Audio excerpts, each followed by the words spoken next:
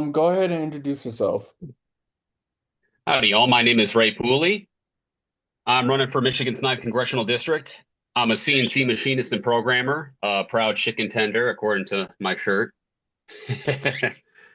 What does your shirt Fighter for the say? working class. Right now, it's I raise tiny dinosaurs with a nice chicken right on top of it. I got Okay. about a dozen chickens out in my backyard right now. I also have two cockatiels, and I put a cloth over them so that hopefully they stay a little quiet in the office. I also got three dogs in the other room right now, so. Right. Why do you want to run for office? The why, there's a million reasons why. I would say my biggest reason why I wanted to run for Congress in the first place was my wife. I was just getting tired of her constantly texting me all the time going, what rights are on the chopping block? What's going to happen next? Are we going to lose the house? Are we going to have to move somewhere? And I'm like, all right, you know what? I'm tired of this. I'm gonna fight for my wife. So that's the number one reason. Outside of that, I've got a million other reasons. I know I'm running for 700,000 people in the district, so that accounts for about three-quarters of the 1 million reasons. But outside of that, I think we need some better health care. I feel people's pain when they're saying, "Hey, our wages haven't been keeping up with inflation," and there, everything just stacks up, and it's been going on and on for so long. So. You're the very first person I've ever spoke to who said that the reason they're running for office is by way of their spouse. mm. Is this the first time you've ran for office anywhere? Yes, this is the first time I've ran, and I've learned a lot through the whole entire process. And I think the biggest thing that came down to it, realistically, was uh,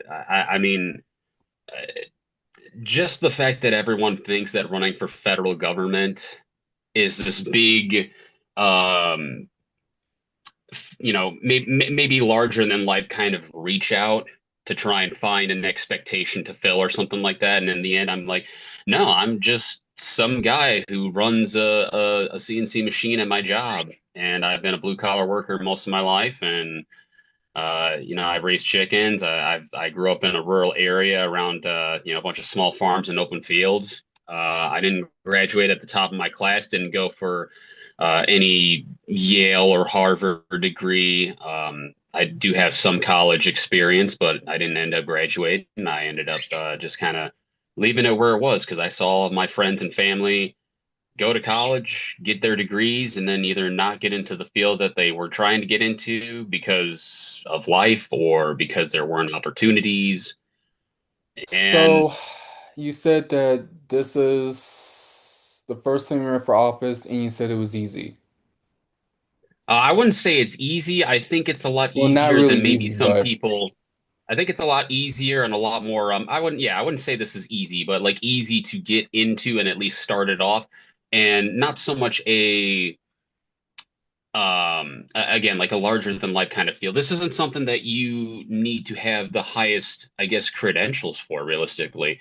Our country was founded on the notion that anybody can run for these kind of offices. You can hold a position of power because it's supposed to be a representation of all of us. It's not supposed to be uh, some elite figures at the top who have a bunch of money or who graduated at the top of their class at all given points or have a whole bunch of connections. I mean, this is one of those things that anybody realistically can do. And I would encourage more people to do that. I feel that in the end, the more that we can get more average everyday Americans to run for positions of office, whether at the federal level, state level, or local level, we're going to have a much better representation of government all around you for all. have another challenger running against you in August. What policies differentiates yourself from him? I guess I have to clarify something. Are we talking about the possible Democrat challenger, or are we talking about the independent candidate? You have, well, we'll get to the independent later. But you have another Democrat challenger, I believe. As of right now, the one that was also the another Democrat candidate who was running, his name was Wyatt Clark. He does not appear to be active anymore, and I had last spoken to him. He said that he was having some legal issues and considering dropping out and endorsing me. I've reached back out to him. I've tried to connect with him, talk to him, send him text, call him, email him. It just I have not heard back from him. So as of right now, I'm assuming that he has dropped completely. But if it came down to what would be the differentiation between him and um, I mean, obviously, drive. I'm out here working a 10-hour shift at my day job, running a machine, and then coming home, showering, eating, taking care of the critters, and then leaving basically every single day. I'm on the road constantly, driving out to the other side of the district or somewhere a little bit closer to me to meet with people, So you attend. said that, Clark had some legal issues. Is that exactly what he's informed you of? By the way, I should point out that I have reached out to Clark for an interview and he has not responded back to me. So are you confident that's what he told you? You don't have to get into Uh, specific details, but Yeah, no, I have the text message and some of the because I know the Democrat Party and the clubs and everything, they can't necessarily put endorsements out until it comes down to a final contender and everything. So it's unfortunate that he hasn't truly put out a statement. I've been trying to reach out to see if he's actually out or not.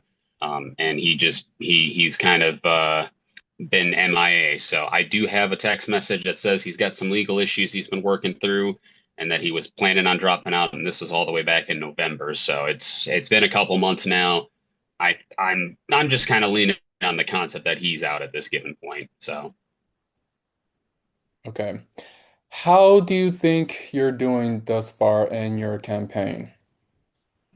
I would say, as far as how good I'm doing, pretty good. I'd like to get a little bit more out there in terms of being able to meet people and having the time to do that. But it's rough when I'm working 10-hour shifts at my day job. And that's Monday to Friday, and usually I'll work a Saturday too here and there. I'm going to be starting to wean back my Saturdays because I need to focus more on the campaign. But right where I'm at now, I'm feeling pretty confident. I'm meeting people where they're at, and I'm meeting people. I'm running as a Democrat, so it's one thing to say, hey, I'm meeting all the Democrats within the district, all the club members, anybody who leans towards the left. But I'm also out there to meet Republicans and independents alike too, because I'll be honest, a lot of people have said straight up to me, "Hey, I voted for Lisa McLean, and she's not here, and she's not hosting town halls, and she's not doing what I was hoping that she would do." I mean, wages are still stagnant, and prices still keep going up, and she's ignoring all the things that we thought that she I said she do was. want to talk about that a little bit more. That district is red. With all due Yes. respect, what makes you think that you will win in November? Assuming that Um, it's you in a primary, yeah. So I think, respectfully. yeah, this district is pretty red. I did look into all this, and I know I come across as, hey, I'm a blue collar machinist and, I own chickens. So I've got a little bit of agriculture experience. I've taken care of people's horses and, other chickens, quail, pheasant, a couple critters here and there. I come across as a very rural person, but outside of that, I did quit my streaming hobby for this. I am a little bit of a nerd. Numbers are a big thing for me. I again didn't graduate at the top of my class in any way, shape, or form, but I mean, when it came down to math, I was on it. And again, being a little bit of a nerd, I'm also a bit of a strategist. I used to play paintball back in the day, and I've actually led a couple of paintball events and teams and did generaling for some of the bigger games and tournaments. Um, Did so, you I say that mean, you were a farmer? no, not a farmer, but I've been surrounded by small farms and open fields where I grew up. I grew up literally next to the Parshallville cider mill out here in Michigan. It is specifically in Heartland area. So that's where I grew up. There's a sod farm down the road. There's a dairy farm up the road. Again, I took care of some of the neighbors' horses and chickens and pheasants and stuff like that. So while I haven't, I don't own a combine or anything, I do have a couple backyard chickens, and we're a little bit of a home. Me and my wife are a little bit of a homesteader. She's getting into sourdough baking, and we got a greenhouse and stuff. So I would say I at least have some agricultural experience, and I don't claim to know it all by any means. And farming is such a massive industry. I don't think any major farmer can say they know it all. I mean, anything from soybeans and corn all the way down to beans to cotton and whatever, all the critters involved into it, cattle, horses, pigs, chickens.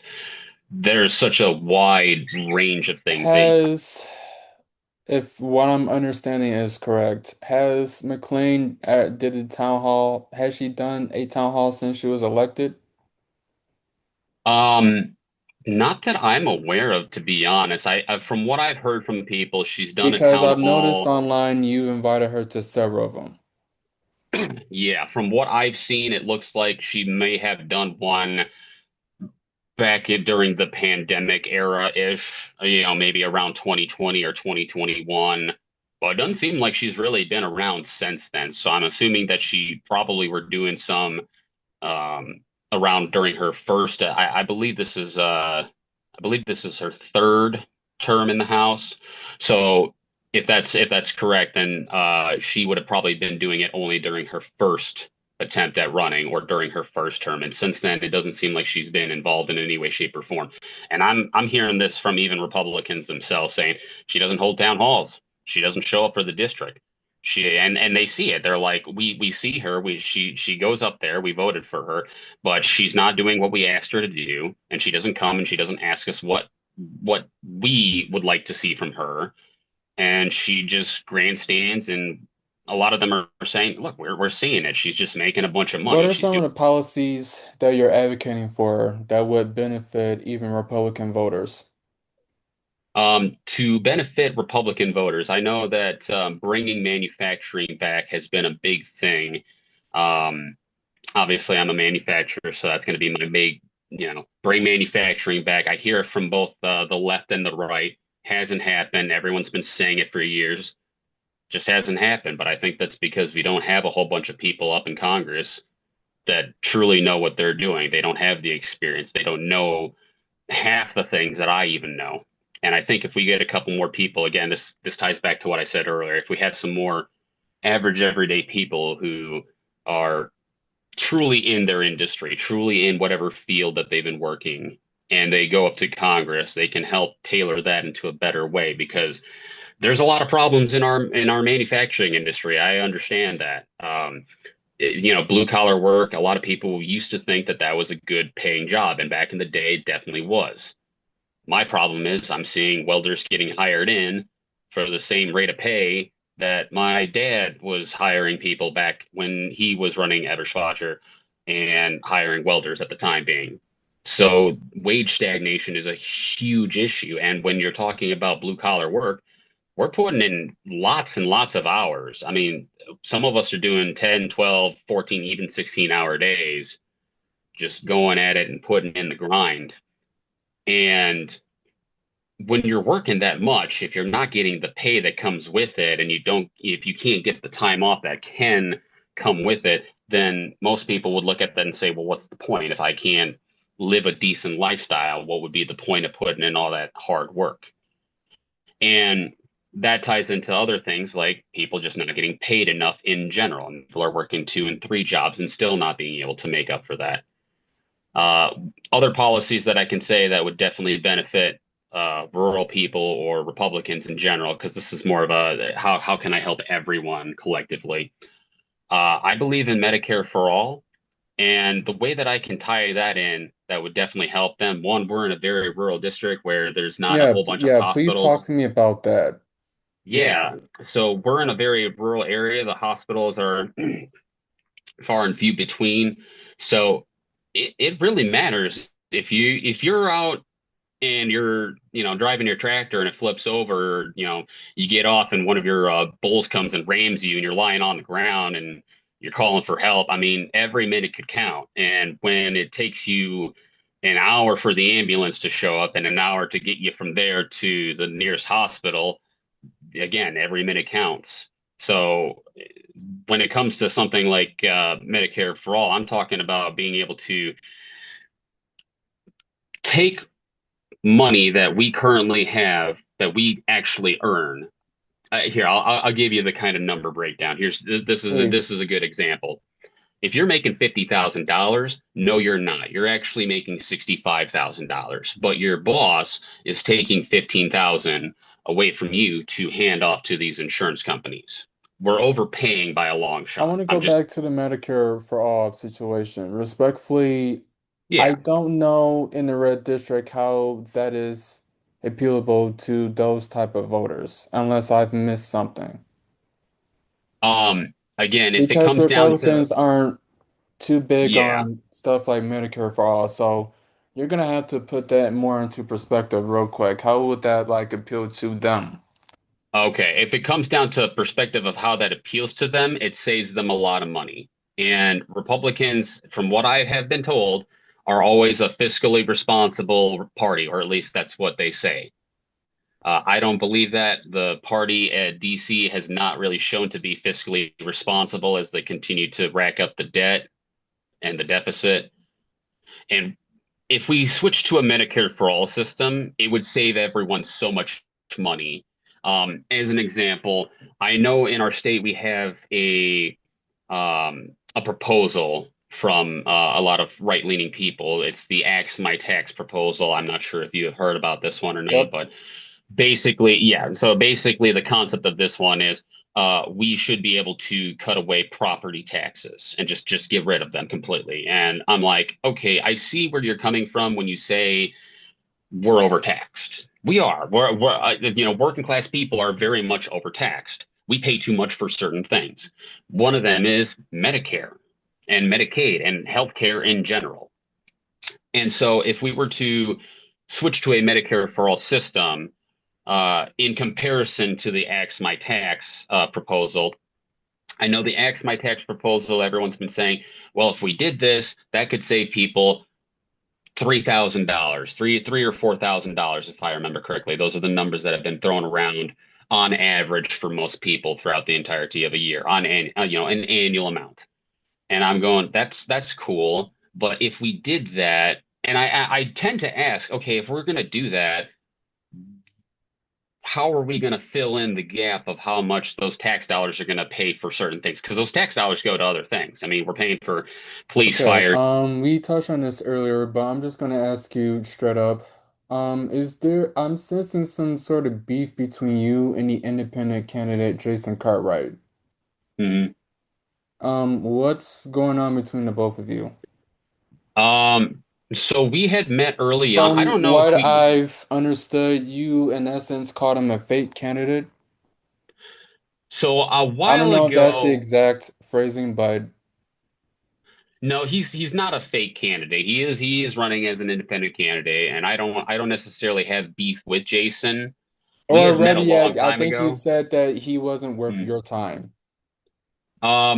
So yes, I would say that he. I'll get to that in a moment. I'll start at the beginning. We had met a while ago when I first started running. At some point last year, we had a kind of a joint town hall meeting. White was still in the race at that time. We invited him, but he wasn't able to attend for family emergency reasons. And then there was also another Republican running against Lisa, Dalton Atwell, who's just dropped out and he's decided to run for Michigan State instead. I believe he's running for Michigan Senate specifically. But he was challenging Lisa McClain, and we had reached out to him too and invited him. This was going to be like a meet the candidate, kind of get to know us on a basic general level before we get to policies and whatnot. And at the time being, Jason and I can agree on some things. We don't fit on everything, obviously, but I wished him well, and I was like, I appreciate you for reaching out to me, and I reached out to Wyatt and to Dalton, and we kind of collectively put this together. And I was like, hey, I appreciate meeting you, and I'm sure you appreciate meeting me. Uh, we're With both all in. due respect, do you believe that independent voters matter at all? Absolutely, independent voters very much do matter. I Every was just voter getting ready to matters. say because look what happened in Mhm. 2024. Independent Mhm. voters, in essence, all but decided the presidential race. Yeah. And you Independent also, voters, go yeah, ahead. go ahead. No, you can go ahead.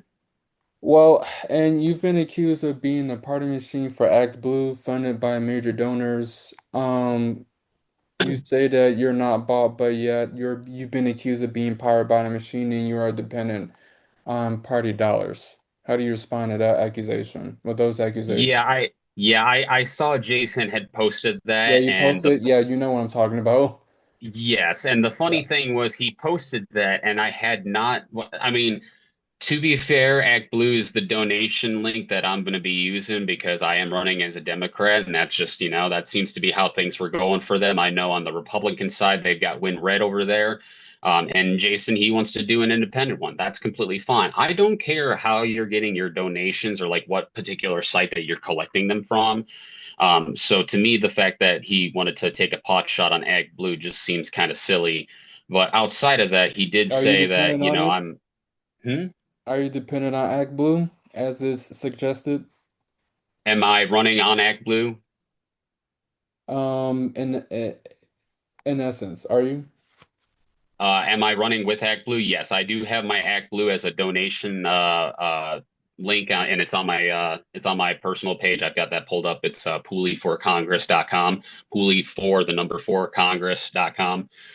There's a donation button up there. You can click that. That'll go to my ActBlue. But the funny thing, back to your point, was when he had posted that, he said, "Hey, you're funded by.